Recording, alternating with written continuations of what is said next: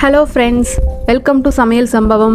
இன்றைக்கி நம்ம சேனலில் தமிழ்நாட்டில் ரொம்பவே ஃபேமஸாக இருக்கக்கூடிய பருத்திப்பால் எப்படி செய்கிறதுன்னு பார்க்கலாம். நீங்கள் காஃபி டீக்கு பதிலாக இந்த பருத்திப்பால் குடிச்சிங்க அப்படின்னா உடம்புக்கு ரொம்பவே நல்லது. இந்த பருத்திப்பாலில் ஆன்டி ஆக்சிடென்ட்ஸ் நிறைய இருக்கிறதுனால ஹார்ட் தொடர்பான பிரச்சனைகள் எது இருந்தாலும் சீக்கிரமாகவே சரியாயிரும். முக்கியமாக இது பெண்களுக்கு ரொம்பவே நல்லது. இது வரைக்கும் நீங்கள் கடையில் தான் பருத்திப்பால் குடிச்சிருக்கேன், வீட்டில் நாங்கள் செஞ்சதே இல்லை அப்படின்னீங்கன்னா இந்த மாதிரி செஞ்சு பாருங்கள், உங்களுக்கு ரொம்பவே பிடிக்கும். இப்போ வாங்க இந்த ரெசிபி எப்படி பண்ணுறதுன்னு பார்க்கலாம்.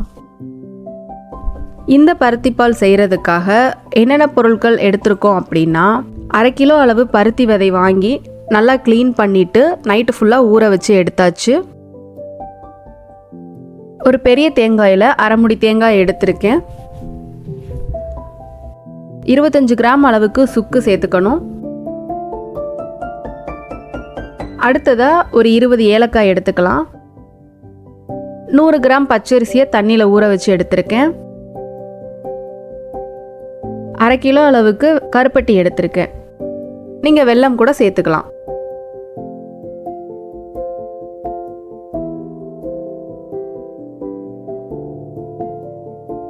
ஃபஸ்ட்டு இந்த பருத்தி கொட்டையை அரைச்சி பாலாக எடுத்துக்கிறணும்.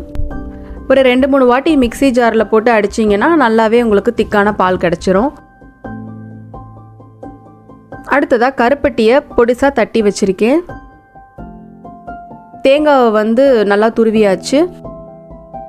அடுத்ததாக பச்சரிசியும் நல்லா அரைச்சாச்சு.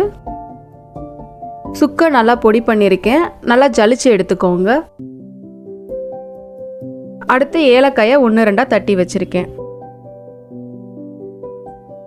இப்போது இந்த பருத்திப்பால் செய்ய ஆரம்பிச்சிடலாம். ஸ்டவ் ஆன் பண்ணிவிட்டு நம்ம ரெடி பண்ணி வச்சுருக்கோம்ல பருத்திப்பால், அதை அப்படியே ஹீட் பண்ண போகிறோம். இந்த பருத்திப்பாலில் புரோட்டீன் ரொம்பவே அதிகம் இருக்குது. இன்னும் சொல்லப்போனால் இந்த பருத்திப்பால் குடிக்கிறதுனால சளி, இருமல் அந்த பிரச்சனை எல்லாமே போயிடும். இப்போது இது ஓரளவு சூடாக இருக்குது.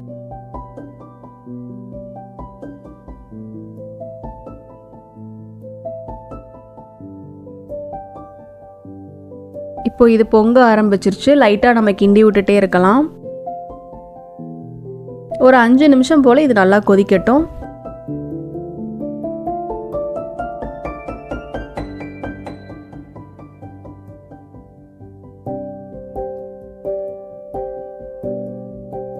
இப்போ 5 நிமிஷம் போல் கொதிச்சிருச்சு.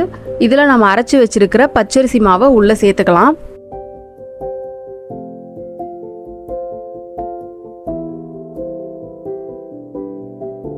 பச்சரிசி மாவு சேர்த்த உடனே கிண்டிகிட்டே இருங்க, இல்லைன்னா அது கட்டி கட்டியாக அடியில் நின்றுக்கும். ஒருவேளை உங்களுக்கு இன்னும் கெட்டியாக பால் வேணும் அப்படின்னு நினச்சிங்கன்னா நீங்கள் கொஞ்சம் கூட பச்சரிசி ஊற போட்டு கூட செஞ்சுக்கலாம். நான் 100 கிராம் அளவு சேர்த்துருக்கேன், நீங்கள் ஒரு 150 கிராம் அளவு ஆட் பண்ணிக்கலாம். அடுத்ததாக தட்டி வச்சுருக்கிற ஏலக்காயும் உள்ளே சேர்த்தாச்சு. அடுத்ததாக சுக்கு நம்ம பொடி பண்ணி வச்சுருக்கோம்ல, அந்த சுக்கு பொடியும் உள்ளே சேர்த்துக்கோங்க.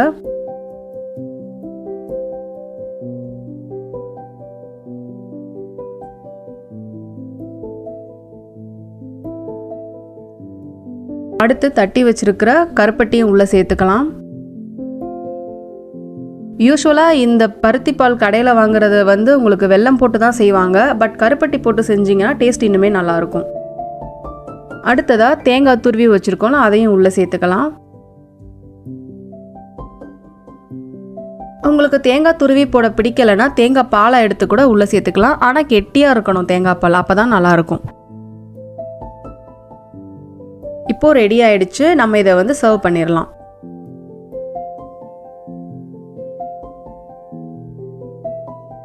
இப்போ பாருங்கள், ரொம்பவே சூப்பரான பருத்திப்பால் ரெடி ஆயிடுச்சு. இந்த ரெசிபியை உங்கள் வீட்டில் ட்ரை பண்ணி பாருங்கள். உங்களுக்கு பிடிச்சிருந்துச்சுன்னா நம்ம யூடியூப் சேனல் சமையல் சம்பவம் சப்ஸ்கிரைப் பண்ணிக்கோங்க.